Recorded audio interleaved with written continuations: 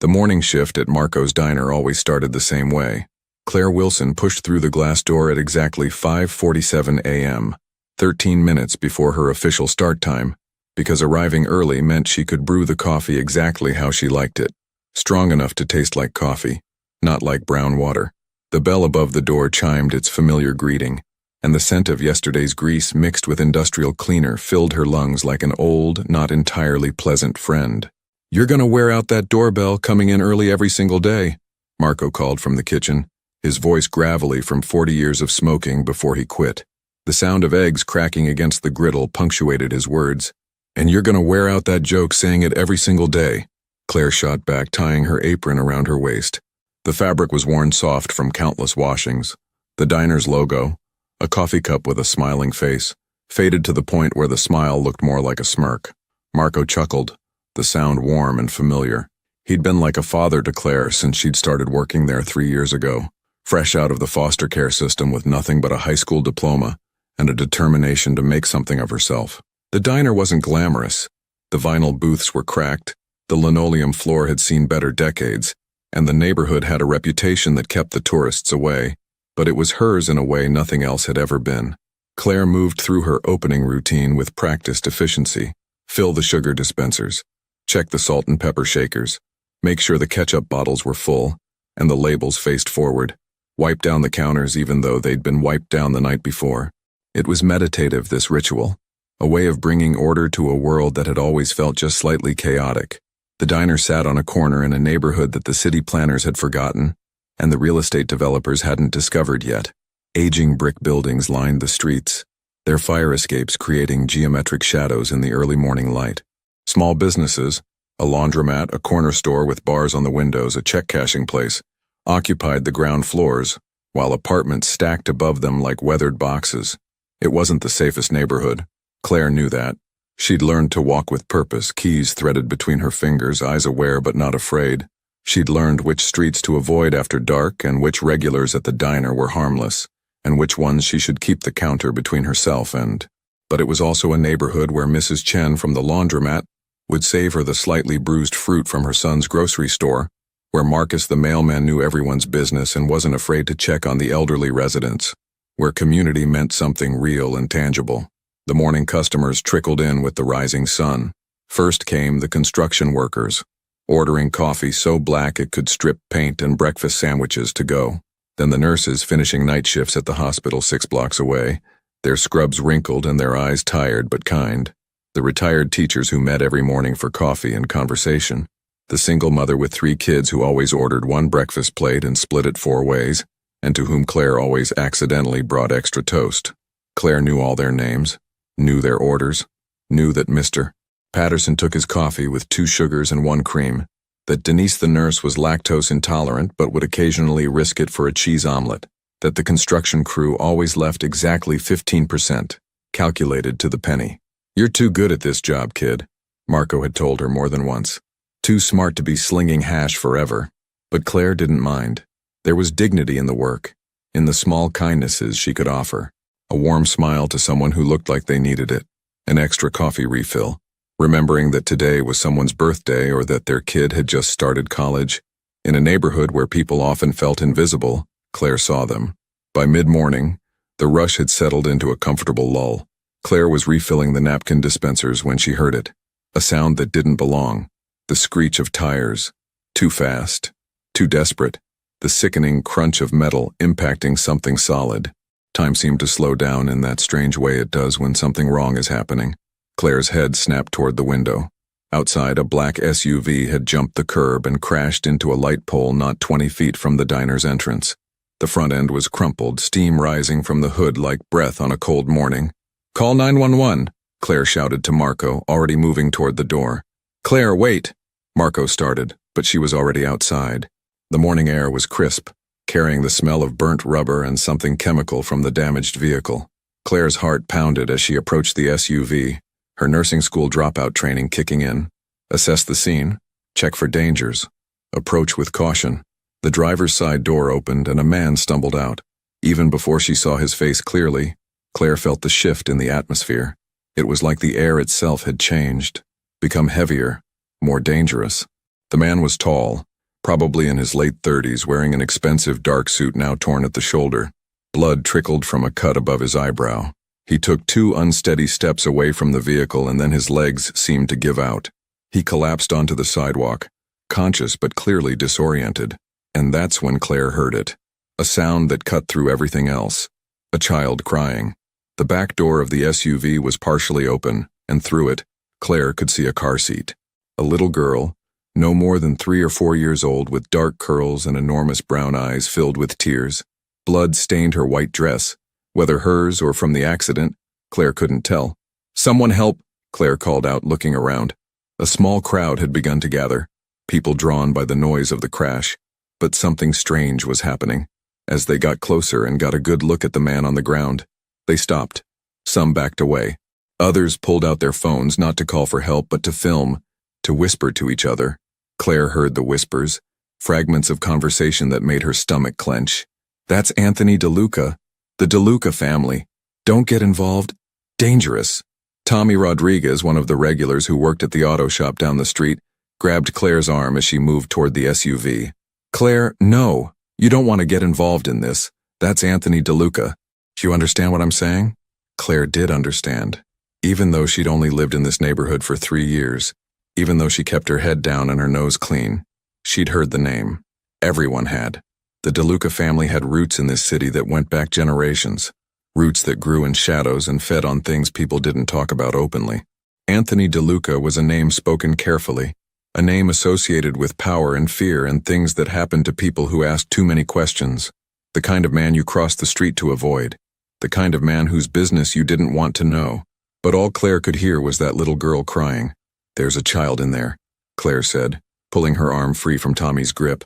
"Claire, listen to me." Tommy tried again, but Claire was already moving. She approached the SUV, her hands shaking but her steps steady. The little girl had managed to unbuckle herself from the car seat and was trying to climb out, her small hand struggling with the door. When she saw Claire, she reached out instinctively, the universal gesture of a child who needs help. "It's okay, sweetheart," Claire said softly, opening the door wider. "I've got you." The child practically launched herself into Claire's arms, small hands gripping Claire's uniform, her face buried against Claire's shoulder. She was trembling, her breath coming in hitching sobs. Claire could feel the rapid hammering of her heart, like a small bird's. Claire quickly assessed her for injuries. The blood on her dress seemed to be from a nosebleed, scary looking, but not life-threatening. There was a small cut on her forehead, probably from being jostled in the crash, but her pupils were equal and reactive, her breathing normal despite the crying. You're okay, Claire murmured, one hand supporting the child's back, the other cradling her head. "I've got you. You're safe now." On the ground a few feet away, Anthony DeLuca was trying to push himself up, his face contorted with effort and pain. "Sophia," he managed to say, his voice hoarse. "My daughter, she's okay," Claire called to him, still holding the little girl, Sophia, close. "She's scared, but she's okay." Anthony's eyes found Claire's, and for a moment, the fear and desperation in them was so raw, so human, that Claire forgot everything she'd heard about him. He was just a father, terrified for his child. Then his eyes rolled back and he collapsed again, this time completely unconscious. The crowd had grown larger, but no one came closer. They stood in a loose circle, watching, filming, but not helping. Claire saw the fear in their faces, the way they looked at the unconscious man, like he might wake up and strike at any moment. A sleek black car pulled up to the scene, parking at an angle that blocked the street. Two men in dark suits got out, moving with a purpose and confidence that spoke of authority, not the legal kind. The crowd parted for them like water around a stone. The older of the two men, probably in his 50s with silver threading through his dark hair, approached the scene with quick, efficient strides. His eyes swept over the crashed SUV, the unconscious Anthony, and finally landed on Claire holding Sophia. "Give me the child," he said. It wasn't a request. Sophia's grip on Claire tightened, her small body pressing closer. Claire felt the tremor of fear that ran through her. "She's scared," Claire said, her voice steadier than she felt. "Let's just wait for the ambulance," I said. "Give me the child." The man's voice was harder now, ice wrapped in silk. He stepped closer, reaching for Sophia. Sophia let out a small cry and buried her face deeper into Claire's shoulder, Her fingers twisted so tightly in Claire's uniform that Claire could feel the fabric straining. Something fierce awakened in Claire, something protective and primal. She doesn't want to go to you, she's terrified. The ambulance will be here any second, and they can check both of them properly. You don't understand the situation, the man began. No, you don't understand, Claire interrupted, and she was as surprised as anyone by the strength in her voice. I'm a person who stopped to help an injured child, that's all, and I'm not going to hand her over to a stranger when she's this scared. When the paramedics get here, they can make sure she's okay, and you can sort out the rest. The man's eyes narrowed, his jaw tightening. For a moment, Claire thought she'd made a terrible mistake. The crowd had gone quiet, everyone watching this standoff with the kind of horrified fascination usually reserved for car crashes, which, she supposed, this literally was. Then, in the distance, sirens, growing louder. The man's expression shifted, calculation replacing confrontation. He pulled out his phone and made a quick call, speaking in a low voice that Claire couldn't hear over Sophia's crying and the approaching sirens. The ambulance arrived first, followed closely by 2 police cars. The paramedics, a woman named Jess, whom Claire recognized from the diner, and her partner Marcus, jumped out with practiced efficiency. Claire? Jess said, surprised. What happened? Car crash, Claire explained quickly, stepping back to give them room to work. The driver's unconscious, was disoriented before he passed out. The little girl seems okay, mostly scared, but she might have hit her head. Her nose was bleeding, but it stopped. Jess nodded, moving to check on Anthony while Marcus approached Claire and Sophia. Hey there, sweetheart, Marcus said gently, his voice trained in the art of calming frightened children. My name's Marcus. Can you tell me your name? Sophia peeked out from Claire's shoulder but didn't speak, her eyes wide and uncertain. Her name's Sophia, Claire supplied. She's scared. She won't let me put her down. That's okay, Marcus said. Sophia, I just need to check and make sure you're not hurt anywhere, okay? You can stay right there with... He looked at Claire questioningly. Claire, you can stay right there with Claire. I'm just going to look at you really quick, okay? Over the next few minutes, Marcus did a gentle but thorough assessment, while Sophia remained in Claire's arms. A small cut on the forehead that would need cleaning but not stitches. No signs of concussion. The nosebleed had indeed stopped. Probably some bruising that would show up later, but overall, remarkably unharmed. She should still go to the hospital to get checked out properly, Marcus said. You did good, keeping her calm. Jess and her team were loading Anthony onto a stretcher.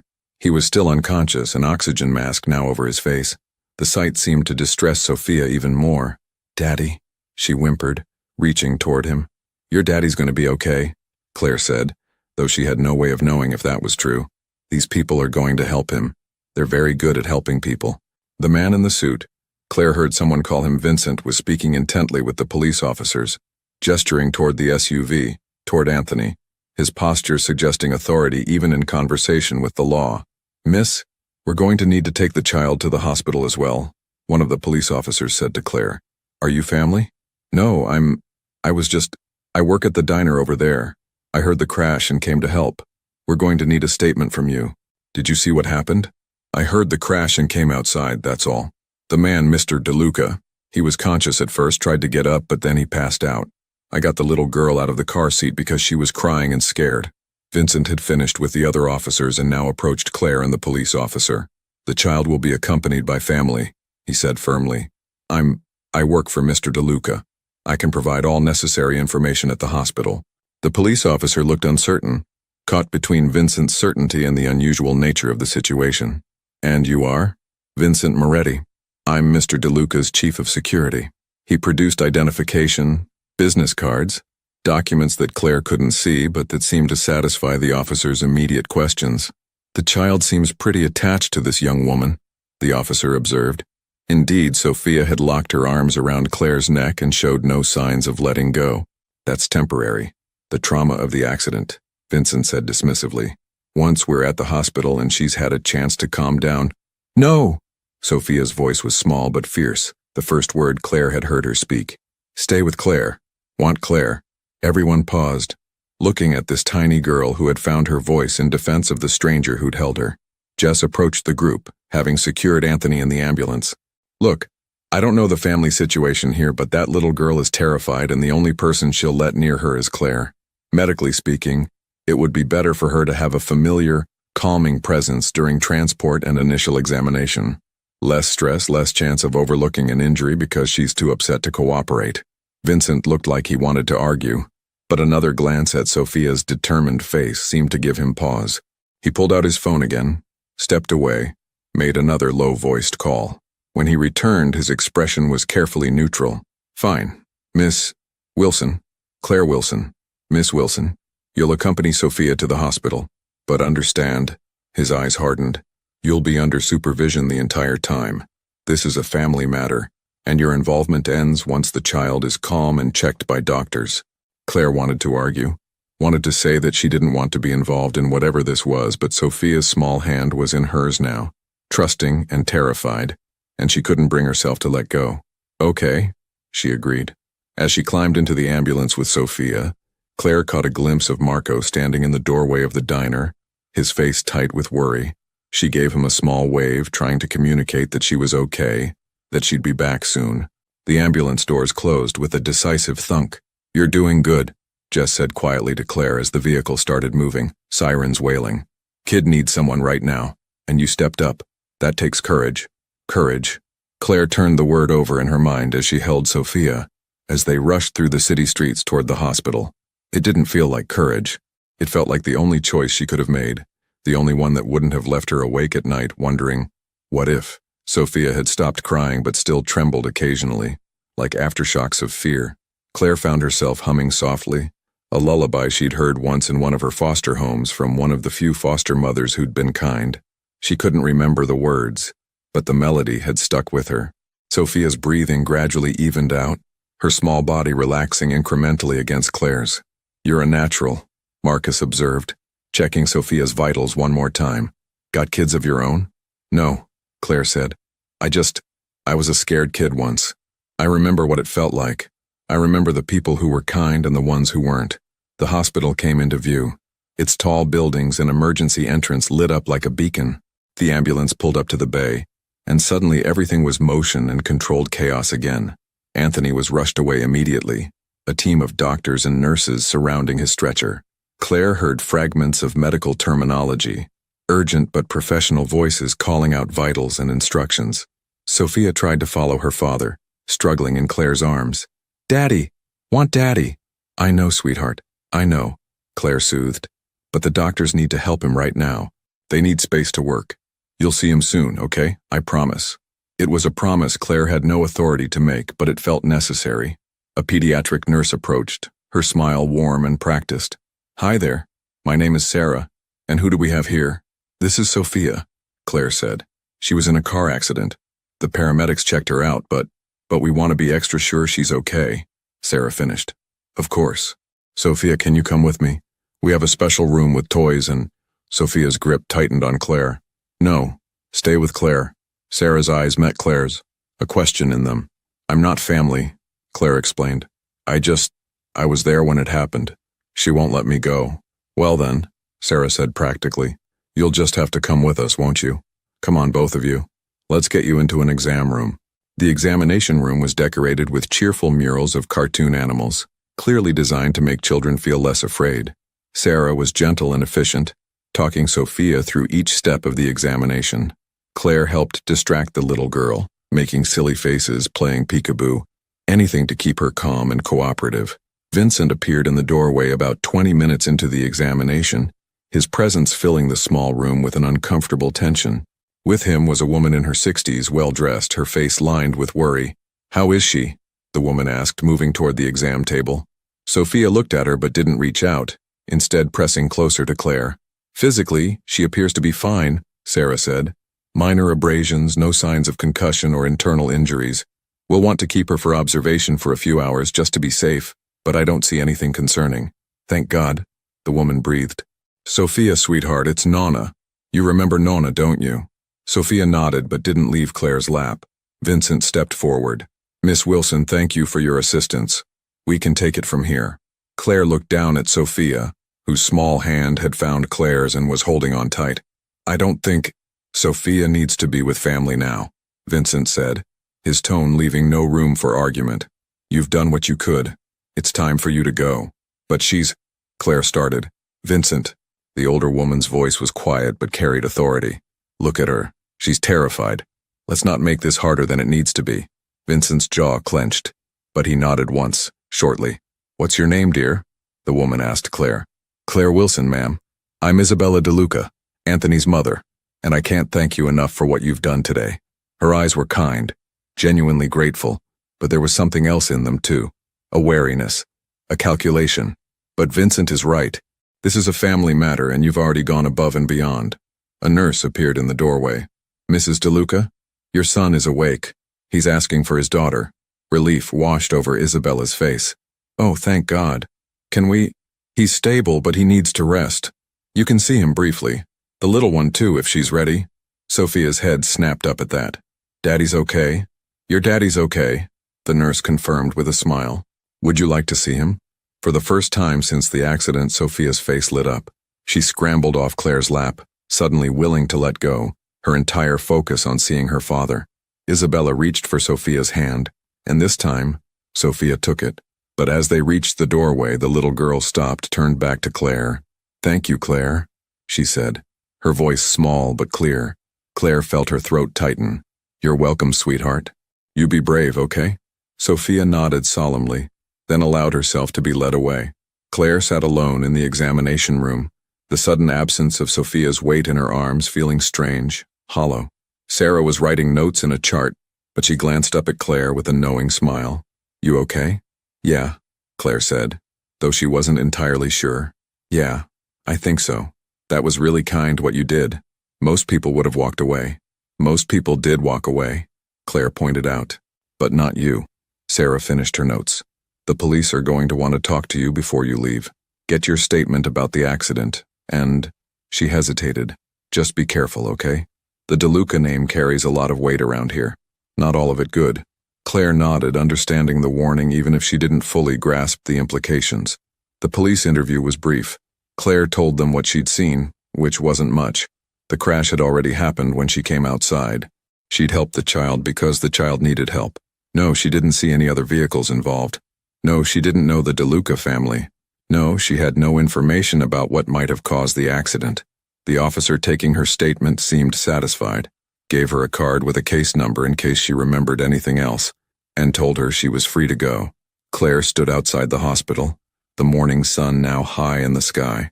She'd been gone from the diner for hours. Her shift was long over. She pulled out her phone to call Marco, let him know she was okay when she heard her name. Miss Wilson. Vincent approached, his expression unreadable. Mr. DeLuca would like to speak with you. Claire's first instinct was to refuse, to say she'd done what she came to do and it was time to go back to her normal life. But something, curiosity maybe, or a sense that this story wasn't quite finished, made her nod. Okay. Vincent led her through the hospital corridors to a private room on the 4th floor. 2 men in suits stood outside the door, their postures alert. They stepped aside at Vincent's approach, and he opened the door, gesturing for Claire to enter. The room was private, expensive looking. Anthony DeLuca lay in the hospital bed, looking pale and tired but alert. Sophia was curled up beside him, her head on his chest, finally peaceful. Isabella sat in a chair nearby. Anthony's eyes found Claire's as she entered, and she saw something in them. Gratitude, yes, but also assessment. He was studying her, trying to understand who she was and why she'd done what she'd done. Miss Wilson, he said, his voice rough but steady. Please sit. Claire remained standing. I'm glad you're okay, Mr. DeLuca, and I'm glad Sophia is okay, but I should really get going. You saved my daughter's life today, Anthony interrupted. The paramedics saved. You kept her calm. You kept her safe. When everyone else was too afraid to come near us, you put yourself at risk to help a child you didn't know. He paused, his hand gently stroking Sophia's hair. Why? It was a simple question with a complicated answer. Claire thought about her own childhood, about being scared and alone, about the strangers who'd helped her, and the ones who'd looked away. Because she needed help, Claire said simply. That's all. Anthony studied her for a long moment. Most people in this neighborhood know who I am, know what that means, and they stay away, but you didn't. I saw a little girl who was hurt and scared, that's what I saw. Something shifted in Anthony's expression, something that might have been respect. I owe you a debt, Miss Wilson. You don't owe me anything. I'm just glad everyone's okay. Claire moved toward the door. I should really... Claire? Sophia's sleepy voice stopped her. The little girl had opened her eyes and was looking at her. You'll come back? The question hung in the air, innocent and hopeful, completely unaware of the complications it carried. Claire looked at this child who'd trusted her, at this man whose reputation should have terrified her, at the impossible situation she'd somehow stumbled into. Claire started, not knowing how to answer, not knowing what was the right thing to say. Vincent appeared in the doorway. Miss Wilson's statement to the police is complete. There's no reason for her to be involved further. He was right. This wasn't her world, wasn't her family, wasn't her problem. She'd done the good deed, the kind thing. Now it was time to go back to her life, to the safety of the familiar, to a world where she understood the rules. But Sophia's eyes were still on her, hopeful and trusting, and Claire found she couldn't quite make herself say goodbye. Maybe, Claire heard herself say, maybe I could visit, just to make sure you're doing okay. Sophia's face lit up and even Anthony looked surprised. That's very kind of you, Isabella said carefully. But surely you have your own life, your own responsibilities. I do, Claire agreed. But I could visit, just for a little while. If that would be okay. Anthony and Isabella exchanged a look that Claire couldn't quite read.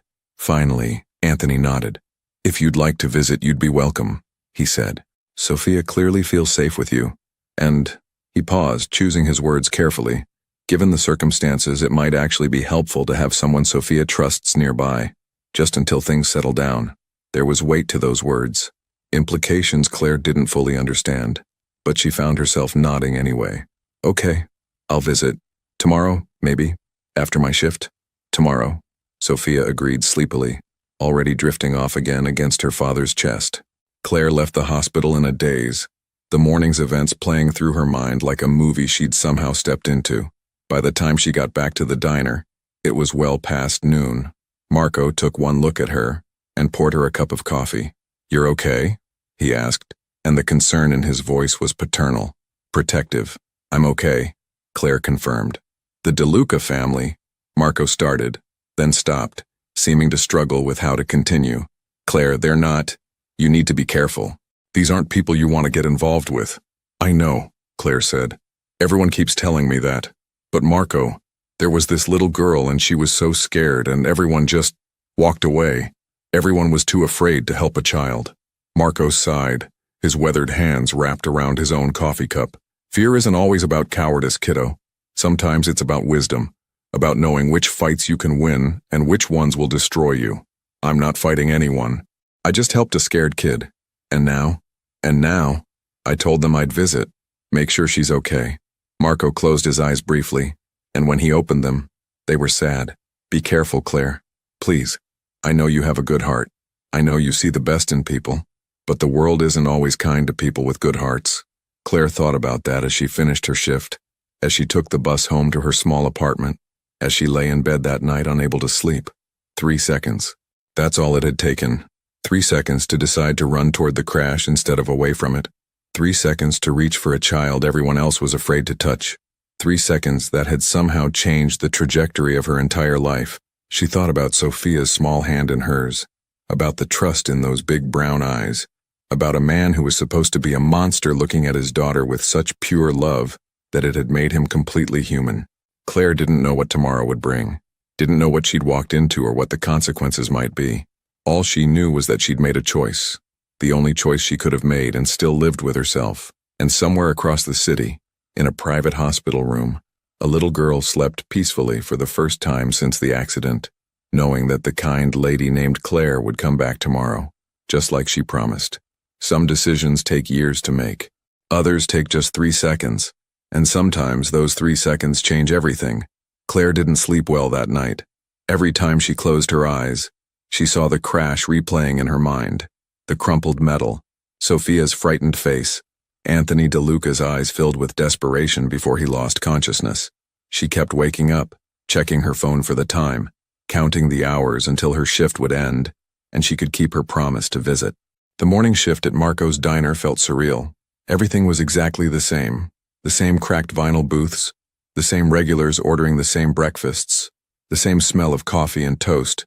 But Claire felt fundamentally different, like she'd crossed some invisible threshold and couldn't quite find her way back. You look tired, Marco observed, sliding a plate of scrambled eggs across the counter to her during a quiet moment. Eat something. You didn't touch your dinner last night either. Claire picked at the eggs obediently. I'm fine, just didn't sleep great. Still thinking about yesterday? Yeah. Marco was quiet for a moment, wiping down the already clean counter in that way he did when he was thinking. You know, when I was younger, I had a chance to get involved with people like the DeLucas. My brother, he went that route. Thought it was glamorous, thought it was power. He paused, his hands stilling. He died when he was 32, left behind a wife and 2 kids who grew up without a father. Claire looked up at him, seeing the old pain in his eyes. Marco, I'm not getting involved in anything. I'm just checking on a little girl who was in a scary accident. That's all. That's how it starts, Marco said gently. That's always how it starts. With good intentions and helping someone who needs it. But their world, it has gravity, Claire. It pulls you in, and before you know it, you can't remember how to get out. I'll be careful, Claire promised, though she wasn't entirely sure what being careful meant in this context. The day crawled by with agonizing slowness. Every time the bell above the door chimed, Claire's head snapped up, half expecting to see Vincent or one of Anthony's other associates. But it was always just the regular customers, the familiar faces that made up the rhythm of her days. Tommy Rodriguez came in around 11, ordering his usual burger and fries. He looked at Claire with something between concern and curiosity. Hey Claire, you doing okay after yesterday? I'm fine, Tommy. Thanks for asking. Look, I know I tried to stop you from getting involved, but what you did, helping that kid, that took guts. He lowered his voice. Just be smart, okay? The DeLuca family, they're not like us regular people. They play by different rules. It was the same warning, dressed in different words. Claire was beginning to understand that everyone in the neighborhood knew something about the DeLucas that she didn't. Some shared knowledge that made them all nervous on her behalf. I know, she said. Everyone keeps telling me that. But I can't just ignore a child who needs help. Tommy nodded slowly. No, I guess you can't. That's not who you are. He paused. But promise me something. If things get weird, if you feel uncomfortable or unsafe, you get out. Don't let loyalty or guilt keep you in a bad situation. I promise, Claire said, and meant it. Her shift finally ended at 3 o'clock. Claire changed out of her uniform in the diner's tiny bathroom, putting on jeans and a simple blue sweater. She studied herself in the mirror, 23 years old with brown hair pulled back in a ponytail, hazel eyes that her third foster mother had once called too trusting, and a face that she'd always considered unremarkable. She didn't look like someone who should be walking into the complicated world of people like the DeLucas, but she'd made a promise to a scared little girl, and Claire had learned young that promises were sacred, especially to children who'd had too many broken. The hospital was a 20-minute bus ride from the diner. Claire watched the neighborhood transform as they traveled, from the worn working-class blocks she knew to areas with newer buildings, more trees, people in business suits instead of work uniforms. It was all still the same city, but it might as well have been different worlds. She stopped at the hospital gift shop debating. Finally, she settled on a small stuffed bunny, soft and white with floppy ears. It was simple, nothing extravagant, but it seemed like something a scared little girl might want to hold on to. The elevator ride to the 4th floor felt longer than it should have. Claire's stomach fluttered with nerves. What was she doing? She didn't belong here. She should turn around, go home, let these people handle their own family matters. But then the elevator doors opened, and there was no turning back. The 2 men in suits were still stationed outside Anthony's room, though they were different men than yesterday. They watched Claire approach with the same assessing look Vincent had given her, measuring, calculating, determining if she was a threat. I'm Claire Wilson, she said, trying to sound more confident than she felt. I was here yesterday. Sophia asked me to visit. One of the men spoke into a radio, a brief exchange that Claire couldn't quite hear. A moment later, the door opened and Isabella DeLuca appeared. Claire, she said, and there was warmth in her voice that seemed genuine. Sophia has been asking about you all day. Please come in. The hospital room looked different in the afternoon light. Anthony was sitting up in bed, looking significantly better than he had yesterday.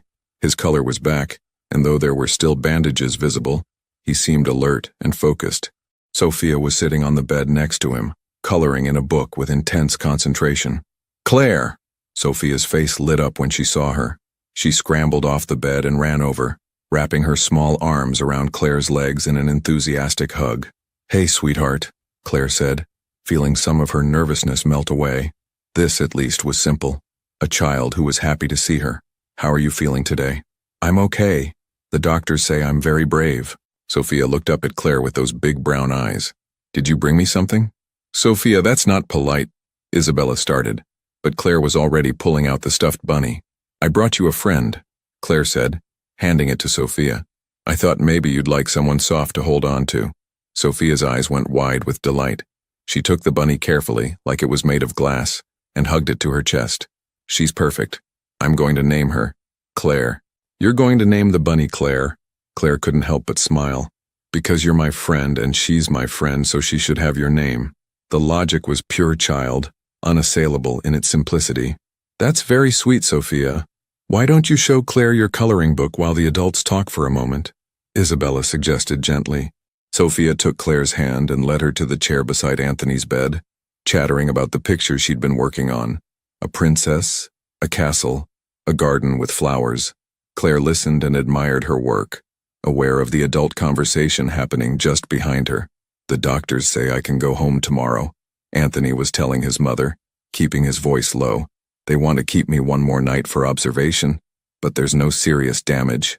Thank God, Isabella murmured. And the investigation? Vincent is handling it. The police are calling it a mechanical failure. Brake line issue. They're closing the case. There was something in the way they spoke, carefully and quietly, that suggested there was more to the story than mechanical failure. But before Claire could think too much about it, Sophia was tugging on her sleeve. Claire, will you color with me? Sure, sweetheart. For the next 20 minutes, Claire sat on the floor with Sophia, coloring pictures of butterflies and flowers, listening to Sophia's running commentary about which colors were best and why purple was superior to all other colors in most situations. It was peaceful, normal, a pocket of childhood innocence in this strange situation. Isabella brought them juice boxes, apple for Sophia, cranberry for Claire, and sat nearby, watching with a soft expression. You're very good with her, Isabella observed. She's easy to be good with, Claire replied. She's a sweet kid. She is. She's the light of Anthony's life. After her mother, Isabella trailed off, sadness crossing her features. Well, she's everything to him. Claire wanted to ask about Sophia's mother, about what had happened, but it felt too personal, too invasive.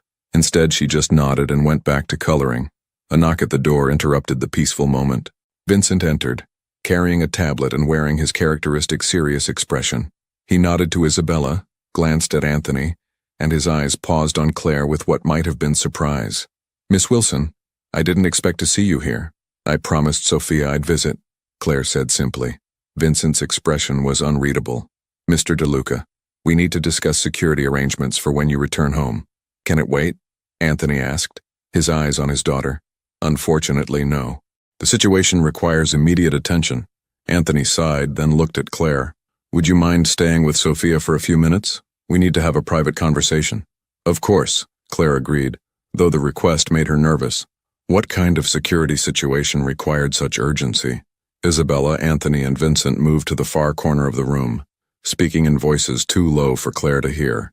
Sophia, oblivious to the adult concerns, continued coloring happily, now working on a picture of what she said was her house. We have a big garden, Sophia explained, with roses. Mommy planted them before she went to heaven. Daddy makes sure they're always pretty for her. Claire's heart squeezed. That's beautiful, Sophia. Your mommy would love that. Do you have a mommy, Claire? It was an innocent question, but it landed with unexpected weight. Not really, Claire said carefully. I grew up in different homes with different families. Why? Sometimes families are complicated, but the important thing is finding people who care about you, right? Sophia considered this with the seriousness only a child could muster.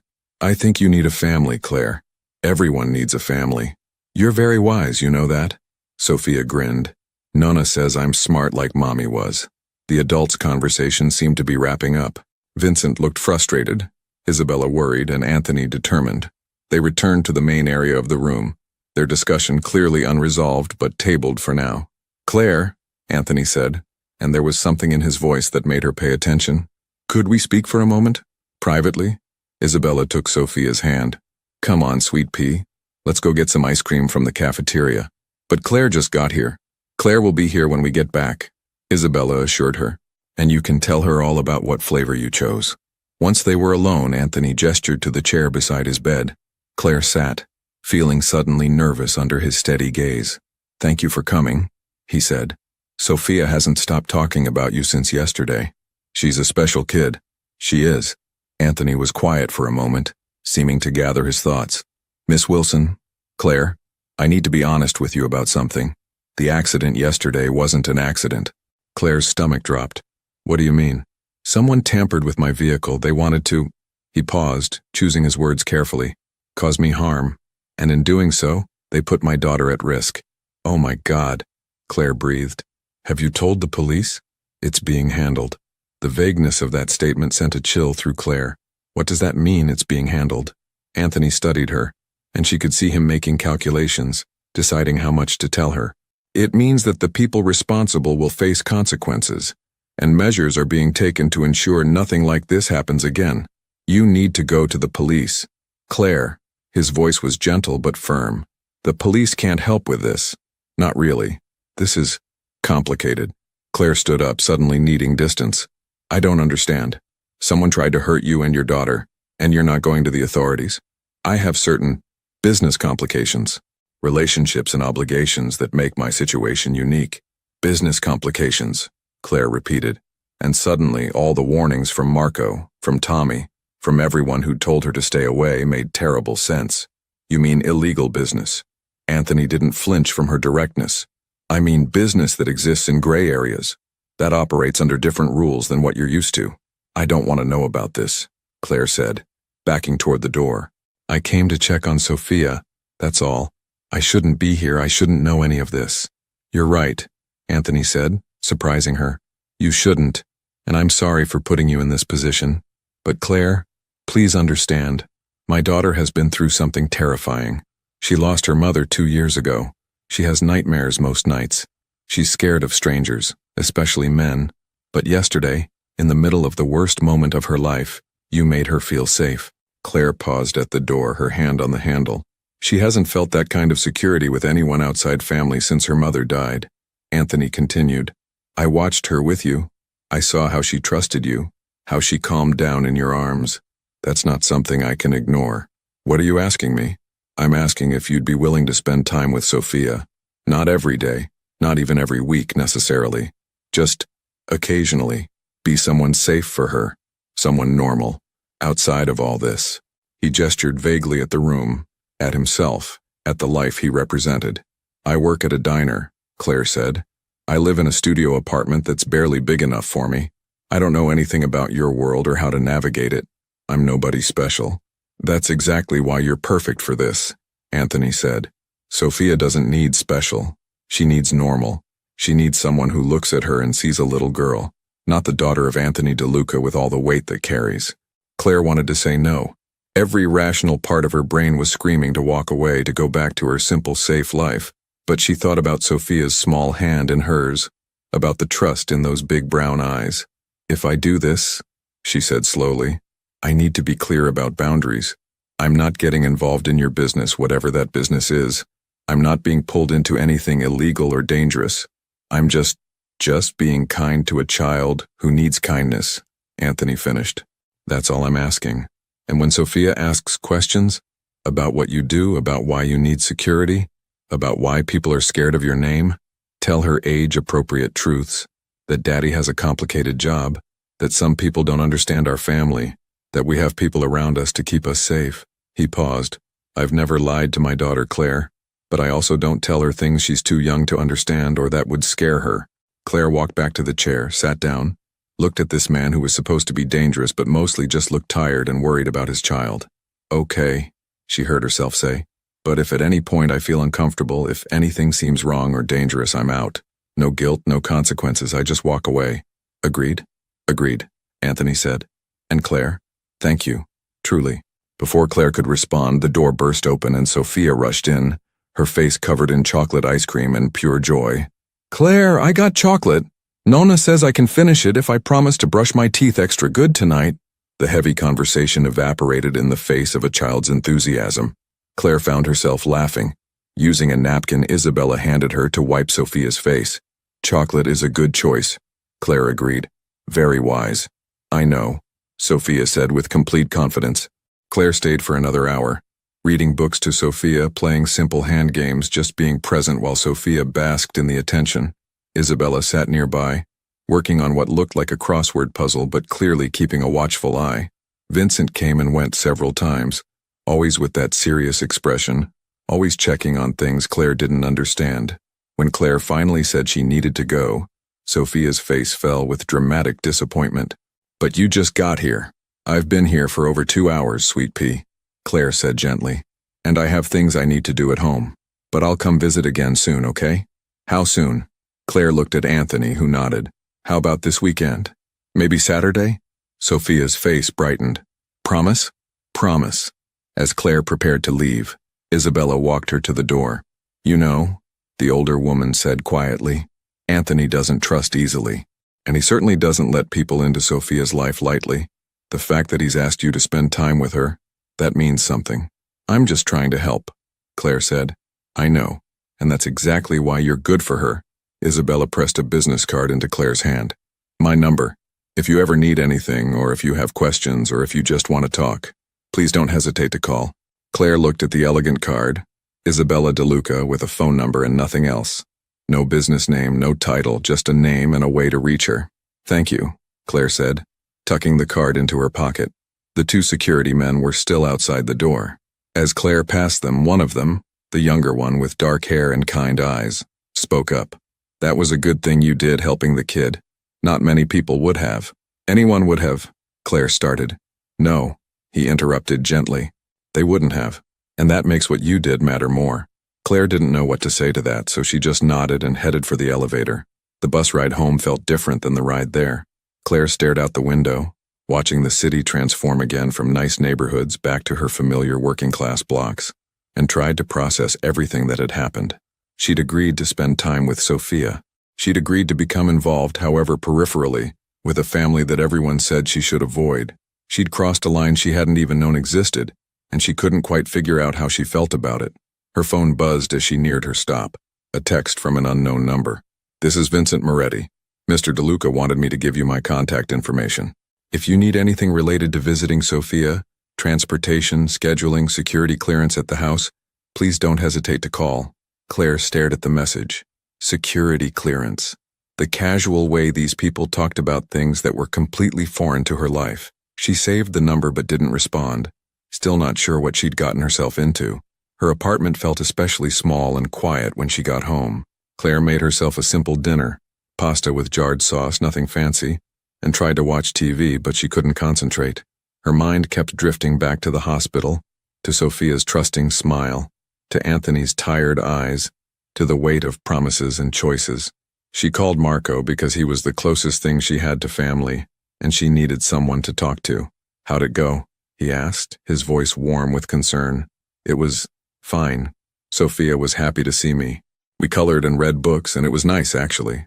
But I feel like I've stepped into something complicated, something I don't fully understand. Marco was quiet for a moment. You can still walk away, you know, before you're in too deep. I know. But Marco, this little girl, she's been through so much. Her mom died. Someone tried to hurt her dad. She's scared, and she needs someone who just sees her as a kid, not as part of all this complicated adult stuff. And that someone has to be you? I don't know if it has to be, but it could be. And isn't that enough of a reason? She could almost hear Marco smiling through the phone. You've got the biggest heart of anyone I know, kiddo. Just keep your eyes open, okay? Don't let that big heart blind you to reality. I won't. I promise. They talked for a while longer, about the diner, about Marco's daughter who was studying to be a veterinarian, about anything and everything except the DeLucas. It was grounding, normal, a reminder of the life Claire had built for herself. After they hung up, Claire pulled out the business card Isabella had given her. She turned it over in her hands, feeling the expensive weight of the paper, thinking about the woman who'd given it to her. Elegant, warm, but with something sharp underneath. Something protective. Claire's phone buzzed again. Another text from Vincent. Mr. DeLuca and Sophia will be released from the hospital tomorrow afternoon. He's asked if you would be willing to visit them at the family residence this Saturday at 2 p.m. A car can be sent to pick you up if needed. Claire read the message 3 times. The family residence. A car sent to pick her up. Everything about it felt surreal, like she was reading about someone else's life. But then she thought about Sophia's face lighting up when she'd walked into the hospital room, about the little girl who'd named a stuffed bunny after her, about the promise she'd made. She typed back, "I can get there myself. What's the address?" Vincent's response came quickly, with an address in a neighborhood Claire had never had reason to visit.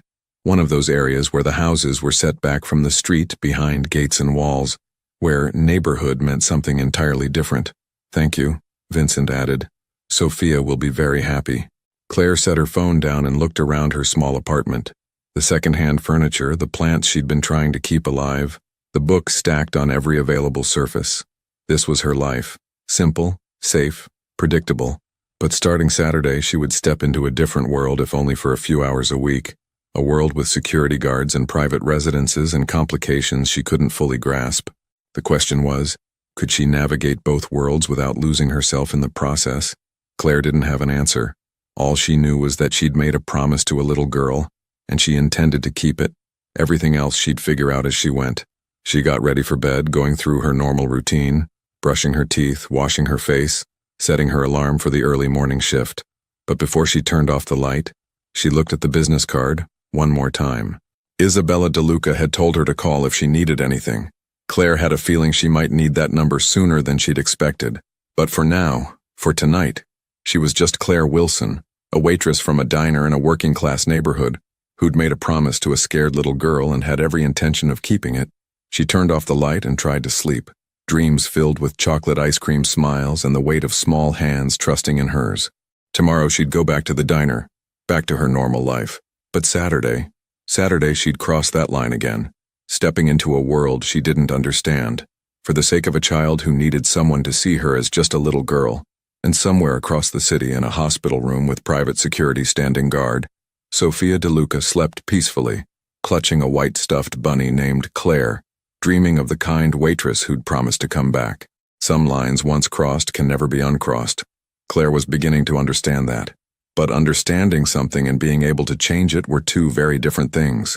And the truth was, even if she could go back and change her decision, even if she could erase that moment when she'd reached for a crying child despite everyone's warnings, she wouldn't. Because some things, some people, were worth the risk, even if you didn't fully understand what you were risking yet.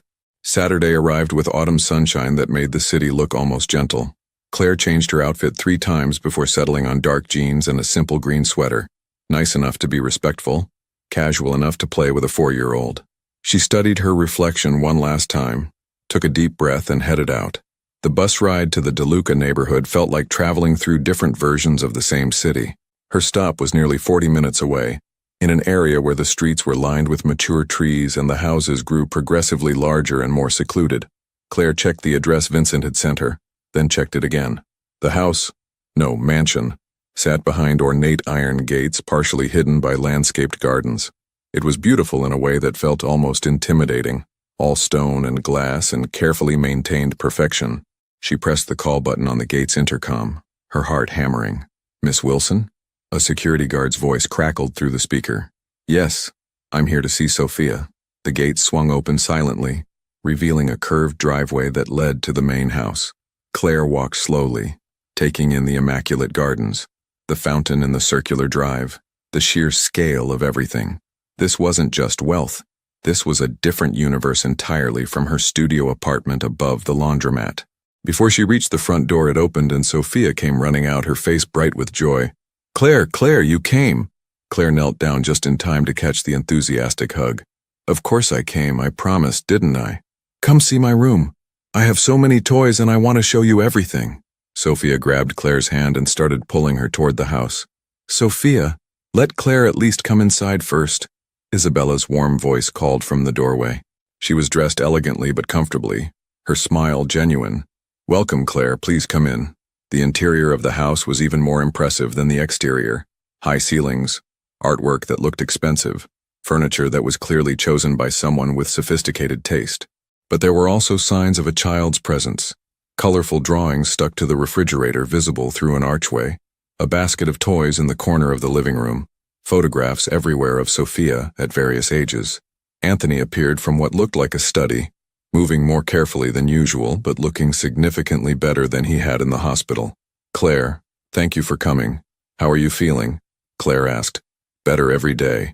The doctors say I was fortunate." His eyes found his daughter and something soft crossed his features. "Very fortunate. Can I show Claire my room now, please?" Sophia bounced impatiently. Anthony laughed. "Go ahead, but remember, Claire might want to sit down and have something to drink first." "It's okay," Claire assured him. "I'd love to see your room, Sophia." Sophia's room was on the second floor, a space that most adults would consider a generous apartment. The walls were painted soft lavender with murals of flowers and butterflies. There were shelves full of books, a play kitchen, a dress-up corner overflowing with costumes, and more stuffed animals than Claire could count. "This is my favorite place in the whole house," Sophia announced. "Daddy says every princess needs a castle, and this is mine." For the next hour, Claire was given the complete tour, not just of Sophia's room, but of her entire world. The playroom downstairs with its art supplies and building blocks. The garden where Sophia showed her the roses that Mommy planted. The reading nook in the library where Anthony read to her every night. Throughout it all, Claire noticed the security. It was subtle but constant. Cameras in corners, men in suits positioned at various points around the property, sophisticated alarm systems on every door and window. This beautiful house was also a fortress, and Sophia moved through it with the casual acceptance of a child who'd never known anything different. They were in the garden, Sophia picking flowers to make the most beautiful bouquet ever, when Anthony joined them. He moved to sit on a nearby bench, watching his daughter with that expression of pure love Claire had seen in the hospital. "She's happy," he said quietly. "Really happy. I haven't seen her like this in a long time." "She's a wonderful kid," Claire replied. "She is, and she deserves a childhood that's as normal as I can give her." Despite, he gestured vaguely at the house, at everything it represented. Claire wanted to ask about Sophia's mother, about what had happened, but before she could find the words, Vincent appeared on the garden path, his face serious. "Mr. DeLuca, there's a situation that requires your attention." Anthony's entire demeanor changed, becoming focused and alert. "What kind of situation?" Vincent's eyes flicked to Claire, then to Sophia, clearly not wanting to speak freely. "A business matter. It needs to be addressed immediately." Anthony stood, frustration crossing his features. "I'll be right there." He looked at Claire apologetically. "I'm sorry. I need to take care of something. Would you mind staying with Sophia for a bit?" "Of course," Claire said, though unease prickled at her. What kind of business matter required such urgency on a Saturday afternoon? As Anthony walked away with Vincent, their heads bent together in intense conversation, Sophia tugged at Claire's hand. "Adults always have boring business to do," she said with a child's wisdom. "But we can have fun anyway. Want to have a tea party?" "I would love to have a tea party." They set up in the gazebo, a structure Claire hadn't even noticed before, tucked into a corner of the garden. Sophia had a complete tea set, child-sized but surprisingly detailed, and she took the ritual very seriously. "You have to hold your pinky up," Sophia instructed. "That's how fancy ladies drink tea." Claire dutifully held her pinky up, making Sophia giggle. As they played, Isabella joined them, settling into one of the small chairs with surprising grace despite its size. "May I join your tea party?" "Of course, Nona. You can sit next to Claire." For a while it was peaceful, 3 people of different generations, sharing imaginary tea and very real laughter. But Claire couldn't quite shake her awareness of the house behind them, of whatever urgent business was being discussed, of the guards she could see positioned around the property. "You're wondering about all of this," Isabella said softly, reading Claire's expression. She said something in Italian to Sophia, who happily went to pick more flowers, giving the adults a moment of privacy. "It's not my business," Claire said, "but you're curious, and probably a little frightened." Isabella's eyes were kind but knowing. "That's smart. Fear keeps us careful." "I don't understand this world," Claire admitted. "Where I come from, people work regular jobs, pay rent, worry about normal things. This," she looked around at the estate, at the security, at the life the DeLucas lived. "This is like something from a movie. It has its costs," Isabella said quietly. "The beautiful house, the security, the walls we build around ourselves, they're not just for show. Anthony has made choices in his life, some good, some complicated, and those choices have consequences. For him, for Sophia, for all of us." "Then why?" Claire started, then stopped, unsure how to ask what she wanted to know. "Why does he continue?" Isabella finished. Because leaving isn't as simple as deciding to walk away. There are obligations, histories, people depending on him. But Claire, I want you to know something. She leaned forward, her voice intense. My son loves his daughter more than anything in this world. Everything he does, every choice he makes, it's with her future in mind. He's trying to build something better for her, even if the path there is difficult. Before Claire could respond, Sophia returned with an armful of roses, her face glowing with pride. Look, I picked the prettiest ones. The moment shifted back to innocence, to a child's simple joy in flowers and tea parties, and the presence of people who cared about her. Anthony returned an hour later, looking tired but more relaxed. I'm sorry about that interruption. Everything's settled now. Claire didn't ask what had been settled. She was learning that in this world, some questions were better left unasked. As the afternoon stretched into evening, Isabella invited Claire to stay for dinner. The meal was informal, eaten in the kitchen rather than the formal dining room. Homemade pasta, salad from the garden, conversation that felt surprisingly normal despite the extraordinary setting. Sophia chattered throughout dinner, telling elaborate stories about her stuffed animals and their various adventures. Anthony listened with patient attention, asking questions, encouraging her imagination. It was such a normal scene, a father and daughter, sharing a meal, enjoying each other's company, that Claire almost forgot about the security guards outside, the complicated business matters, the warnings everyone had given her. Almost. When it was time for Claire to leave, Sophia insisted on walking her to the door, still clutching the stuffed bunny that bore Claire's name. You'll come back? Sophia asked, and there was vulnerability in the question that made Claire's heart ache. I'll come back, Claire promised. Maybe next weekend? Sophia's face lit up. Promise? Promise. As Vincent drove her home, she'd tried to insist on taking the bus, but Anthony had firmly overruled her. Claire stared out the window at the city passing by, thinking about everything she'd seen and learned. She was walking a tightrope between two worlds, and she still wasn't sure if she could keep her balance. But for Sophia's sake, she would try. 6 months had passed since that autumn day when Claire first walked through the gates of the DeLuca estate. 6 months of Saturday afternoons spent coloring and reading stories, of tea parties in the gazebo and walks through the garden. 6 months of watching Sophia blossom from a scared, quiet child into a confident, laughing little girl. Claire's life had found a strange new rhythm. Weekday mornings at Marco's diner, weekend afternoons with Sophia, and a growing understanding that sometimes families aren't born, they're chosen. It was a crisp spring morning when everything changed. Claire was wiping down tables at the diner when her phone rang. Isabella's name flashed on the screen, and Claire's stomach immediately tightened. Isabella never called during the week. Claire. Isabella's voice was strained. I need to tell you something, and I need you to stay calm. Claire's hand gripped the phone tighter. What's happened? Anthony has made a decision, a big one. He's agreed to cooperate with federal authorities to provide information about certain business operations. In exchange, we're entering witness protection. The words hit Claire like cold water. Witness protection? What does that mean? It means new identities, a new location, a fresh start. It means Anthony is finally doing what he should have done years ago, choosing his daughter's future over his past.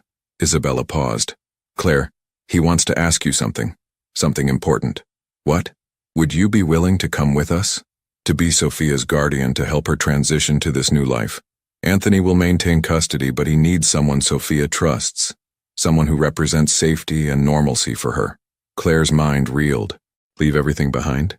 Her job, her apartment, Marco, the life she'd built. I know it's asking too much, Isabella began. When? Claire interrupted. Soon, within the month. I know this is overwhelming. Can I think about it? Of course. Take whatever time you need, but Claire, I want you to know, you've already given Sophia something precious. You've shown her that kindness exists, that people can be trusted. Whatever you decide, that gift will stay with her forever. After the call ended, Claire sat in the empty diner, her thoughts spinning. Marco found her there an hour later, staring at nothing. Talk to me, kiddo, he said gently. Claire told him everything. About Anthony's decision, about witness protection, about the impossible choice she was facing.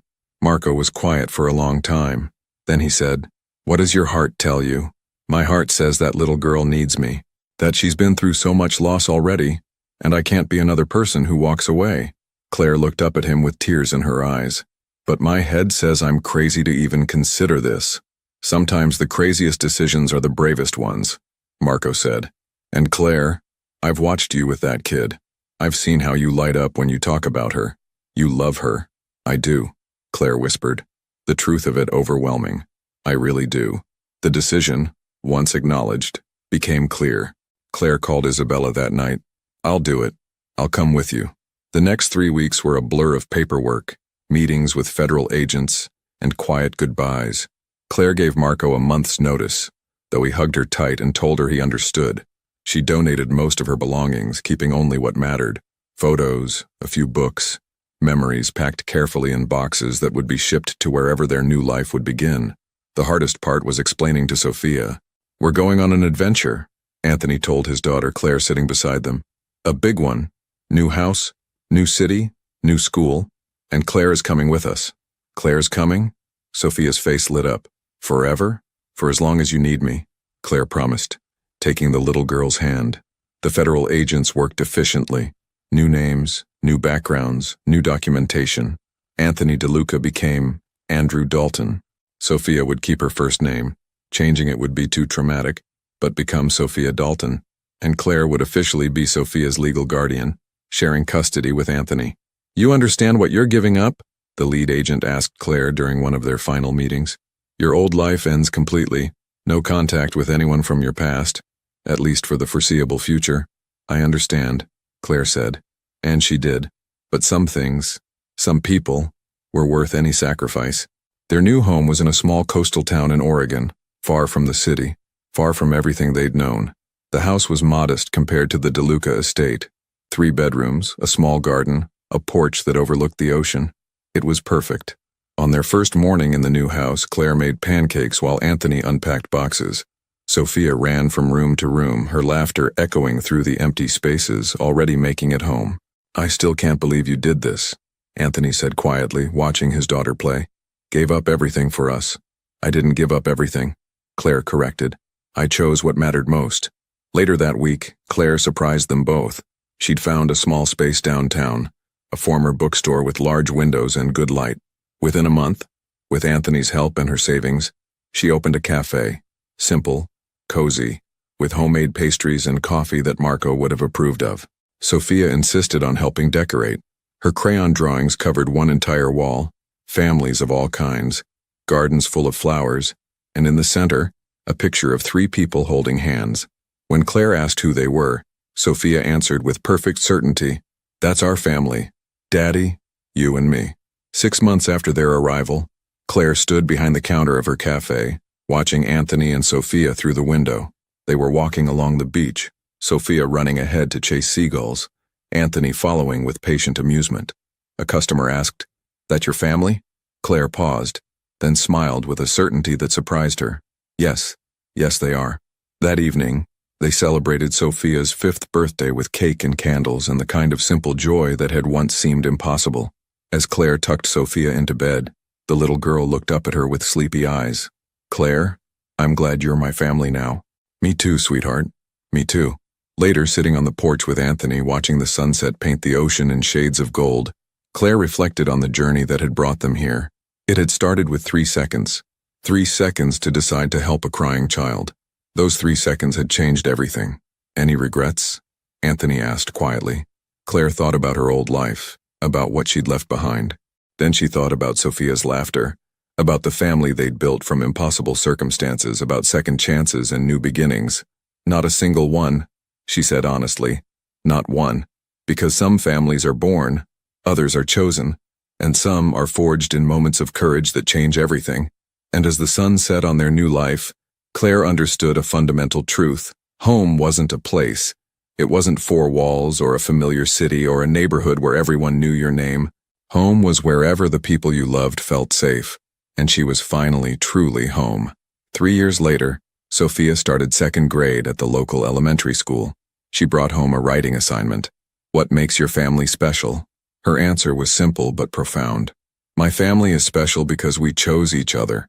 Daddy says that's the strongest kind of love, the kind you choose every day. Claire isn't my mommy, but she's my family, and that's even better because she chose to love me. We're different than other families, but different is good. Different means we understand what really matters. Claire framed that paper and hung it in the cafe, where it still hangs today, a reminder that courage comes in many forms, and sometimes the bravest thing you can do is open your heart to someone who needs you. And in that small coastal town, a former waitress, a reformed man seeking redemption, and a little girl who'd survived too much too young built something beautiful together, a real family, forged not in perfection, but in love, choice, and the courage to start again.